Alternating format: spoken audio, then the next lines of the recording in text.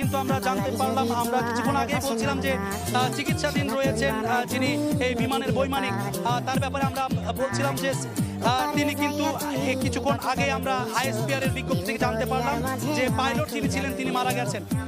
কিছুক্ষণ আগেই তিনি মারা গেছেন। এই বিষয়টি যেই আন্তঃবাহিনী পরিদপ্তর রয়েছে সেখান থেকে জানানো হচ্ছে, আইএসপিআর থেকে কিন্তু এটি জানানো হয়েছে যে বিমানের যিনি বৈমানিক ছিলেন তিনি মারা গেছেন।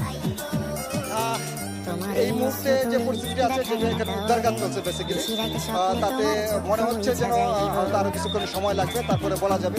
আর আমাদের যেহেতু দলীয়ভাবে আমি এসেছি, যেহেতু আমার দলের ভারপ্রাপ্ত চেয়ারম্যান এখানে পাঠিয়েছেন আমাকে, তারেক রহমান সাহেব, তিনি আমার সাথে অলরেডি আসার মধ্যে দুবার কথাও বলেছেন।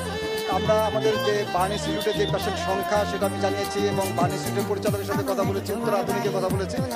তারা অলরেডি চিকিৎসা চলছে এবং আমাদের প্রচুর ডোনার আছেন, যারা ব্লাড দরকার হবে তারা অলরেডি ব্লাডের জন্য। এরই মধ্যে আরও একটি